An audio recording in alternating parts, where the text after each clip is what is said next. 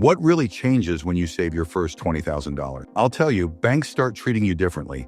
Investments you thought were off limits suddenly open up, and your brain literally rewires the way it sees money. I felt it the moment I hit that number. Confidence, control, and freedom. And trust me, once you experience that, you'll never look at a dollar the same way again. If you've ever wondered why people online keep saying your first $10,000 or $20,000 is the hardest, I'm about to show you why. And trust me, once you cross this line, money stops feeling like a constant emergency and starts feeling like leverage. Stick around until the end, because I'll not only break down the psychology and opportunities that open at $20,000, I'll also share the one money habit that actually got me there. 1. From chasing banks to banks chasing me. Before I had $20,000, banks treated me like I was lucky just to hold an account. Every credit card rejection felt like a slap. But the moment I crossed that threshold, pre-approval offers started showing up in my inbox. Suddenly, I was the valued customer. Higher credit limits, lower rates. Even my banker actually returned my calls. Why? Because banks love stability. $20,000 signals you're not living paycheck to paycheck anymore. You're low risk. And in the financial world, low risk equals valuable. But the perks don't stop with how banks treat you.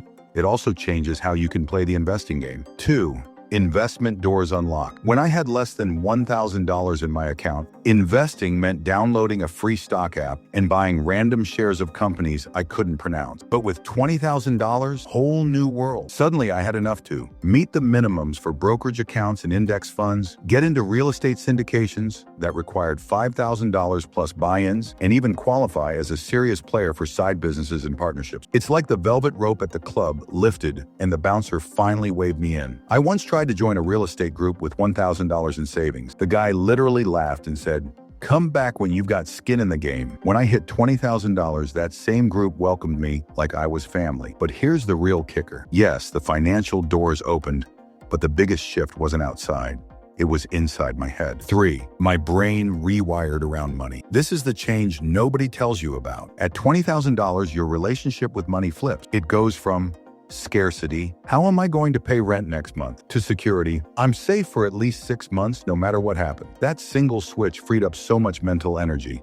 I wasn't panicking over small expenses anymore. I stopped feeling guilty about buying coffee. And most importantly, I started taking calculated risks I used to be too scared of. When your brain stops treating money like oxygen, you finally get to breathe. And once I stopped panicking, I started to notice something else. My financial confidence skyrocketed. 4. Confidence compound effect. Money doesn't just buy freedom, it buys confidence. With $20,000, I noticed myself negotiating harder, asking for raises, and saying no to bad deals I would have been desperate enough to take before. Think about it. If your checking account is at $57, you'll take whatever job or loan you can get. But with $20,000 backing you, you can wait, you can play offense. And this confidence compounds. Every bold move built on itself, creating a snowball effect that pulled me further out of the rat race. And speaking of the rat race, hitting $20,000 did something else for me. It changed how I saw consumer debt. 5.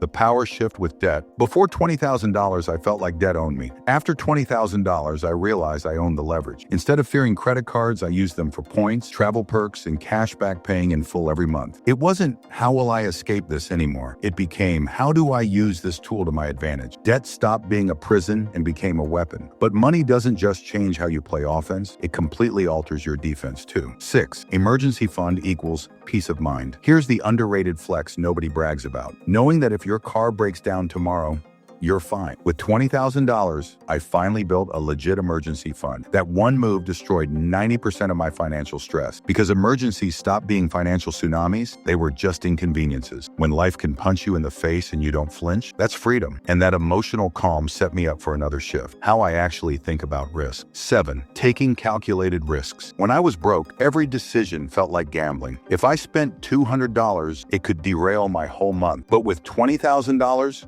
I could experiment. Try small business ventures. Put $1,000 into a side hustle. Even if it flopped, I was still fine. That margin of safety turned me into a smarter risk taker. Not reckless, but strategic. And ironically, taking those safe risks created more wealth opportunity, which ties directly into another mindset shift. The way I set goals completely changed. 8. Bigger goals suddenly felt real. When you're at $200 in savings, $1 million goal feels like science fiction. But when you're at $20,000, you suddenly believe it's possible. I started running the math. Okay, if I invest this much, compound it at 7%, and keep saving, I can actually hit $1 million in 15 to 20 years. The impossible became practical, and that mindset kept me hungry. And the hunger didn't just stop with goals, it even changed how I thought about lifestyle. 9. Money as a choice, not a chain. Before $20,000, lifestyle upgrades owned me. If I got a raise, I immediately wanted a better phone, car, or vacation. After $20,000, I realized I didn't need any of that. Security felt better than stuff. The flex wasn't what I bought, it was what I didn't have to buy. Wealth became about options, not objects. And if you want to know the one habit that made all of this possible, it's this. 10. The habit that got me there. I automated everything. No mental gymnastics, no relying on, I'll do it later. I built a money system that moved cash whether I felt disciplined that month or not. Here's how it worked. My paycheck hit my checking account through direct deposit. From there, a set percentage automatically flowed into savings. Another chunk got invested into index funds and retirement accounts. And my emergency fund sat safely in a high-yield savings account, HYSA, growing quietly in the background. I didn't trust willpower because, let's be real, willpower burns out the second you see a sale or crave takeout. I trusted systems. Systems don't get tired, they don't make excuses, they just run in the background and keep stacking your wealth like clockwork. That single habit transformed my entire financial life.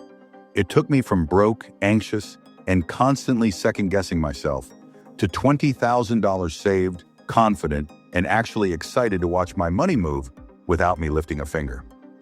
Let's summarize now, shall we? Crossing $20,000 didn't just change my bank balance, it changed my entire life. Banks started chasing me, investment doors unlocked, and my brain rewired to see money as a tool instead of a threat. Confidence, risk tolerance, goals, lifestyle, all of it leveled up. If you're stuck at $1,000 or $5,000 and it feels impossible, I promise you every dollar is a brick. And at $20,000, the wall you build around yourself finally feels strong enough to lean on. Saving $20,000 wasn't just a milestone, it was a turning point. It proved to me that money doesn't just buy stuff, it buys security, peace of mind, and the confidence to make bold moves without fear of going broke. Suddenly, emergencies weren't life-ending disasters, they were just inconveniences I could cover. I could say no to toxic jobs, bad clients, or dumb purchases because I had options. And that's the real power, freedom of choice. Once you taste that kind of freedom, where money starts working for you instead of against you, you'll never want to go back to living paycheck to paycheck. So here's the challenge. Start building toward your $20,000 today. Track every dollar, automate your savings, and don't underestimate small wins. Because once you cross that line, you'll realize the real wealth isn't the money itself, it's the way you see the world after you've built it. Subscribe for more no BS money lessons, and let's get you to your turning point faster than you think. Stickman out.